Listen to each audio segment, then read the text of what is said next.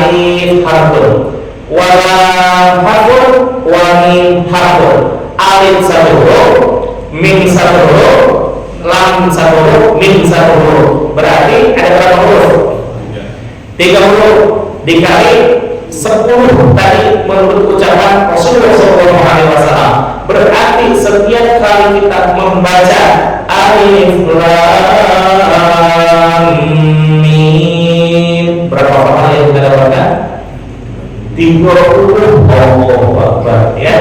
Nah, Bapak Ibu hadirin yang sekalian, untuk membedakan Al-Quran dengan ilmu-ilmu yang lainnya, Allah mengkhususkan di dalam pengertian Al-Quran bahwa Al-Quran huwa kalamullah.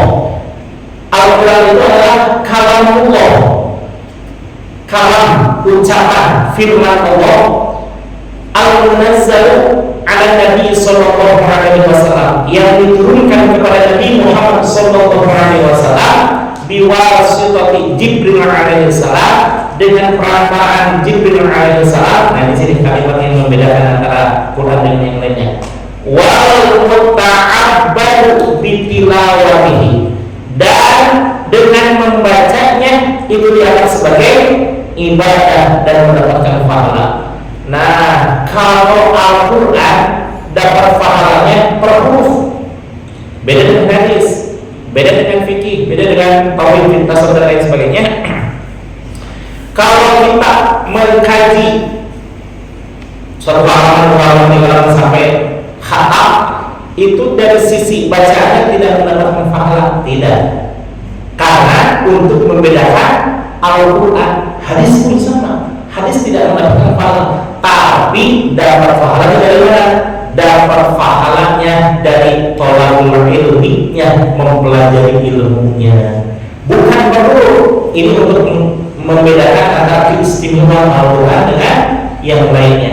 Coba di dalam hadis-hadis atau fikih dan lain sebagainya tidak ada pengertian yang menyatakan wal muta'abbadu bitilawatihi, dan membacanya menjadikan ibadah.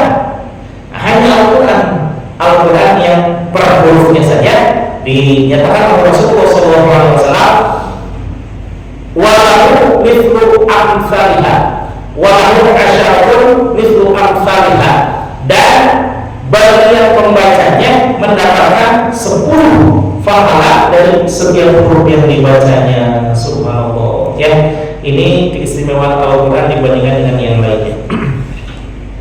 Tapi subhanallah, sekalipun kita tidak mendapatkan pahala dari setiap huruf bacaan-bacaan selain Al-Quranul Karim, Rasulullah SAW menyatakan, nah ini sama ya, dinyatakan kepada sahabat Ibnu Mas'ud, ya Ibnu Mas'udin julusaka sa'atan fi majlisil ilmi la tarasul qalam wa la taktub harfa khairul laka min rizqi alfin raqabah. Hei Ibnu Mas'ud, kata Rasulullah SAW, bahwa hadirnya engkau ke majelis taklim, la tarasul qalam wa la taktub harfa, tidak membawa pulpen, tidak membawa buku, tidak mencatat satu pun huruf dan kalimat yang dikaji dari majelis tersebut,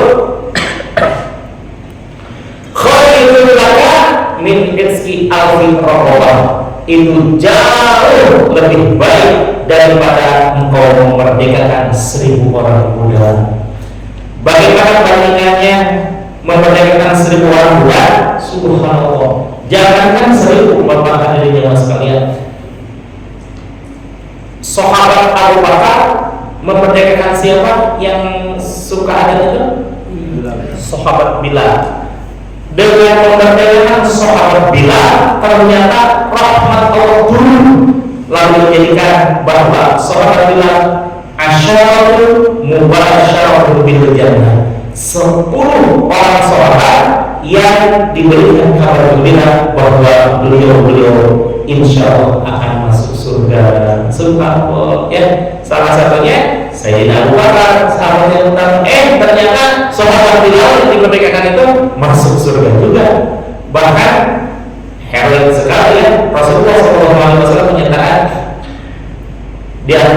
ketika kumpul-kumpul dengan para sahabat, sambil tunakli Bilal fil jannah.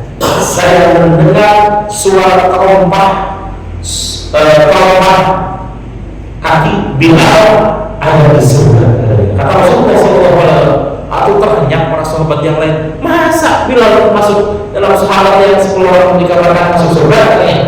Mohon maaf, secara fisik dia hitam. Secara fisik dia baru masuk Islam. Secara fisik dia kurang berilmu pengetahuan. Tapi ada satu keistimewaan di antara sahabat yang lain yang ada di sahabat Bilal. Apa itu? Ketika sahabat Bilal menyatakan, ya Rasulullah, awsini, ya Rasulullah, nasihatilah saya sehingga apapun nasihat engkau, saya menurut perkiraan engkau, saya sanggup untuk melaksanakannya.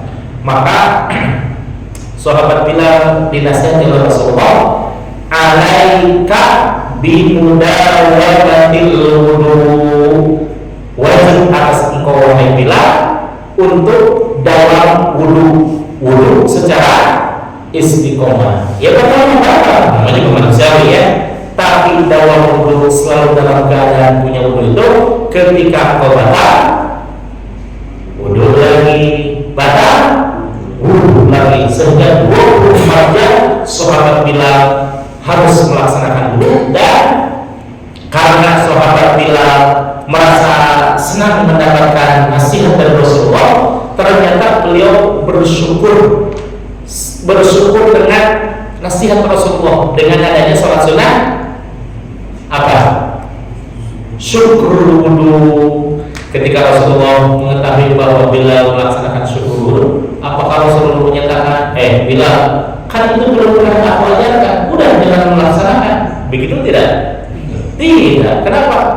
Karena Rasulullah SAW itu adalah yang sebaik-baik guru, sebaik-baik penasehat. Maka sahabat Bilal hanya diperintahkan untuk wudu, tapi sahabat Bilal melaksanakan syukur wudu. Subhanallah. Rasul menyatakan dan menggajar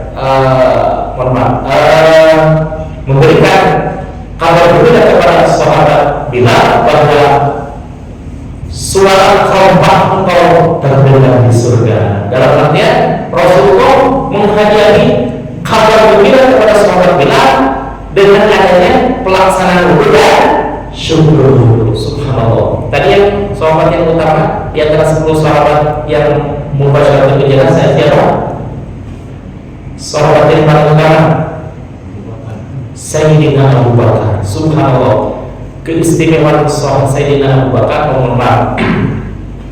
Ini ada cerita yang tertinggal di antara sahabat Bilal ya.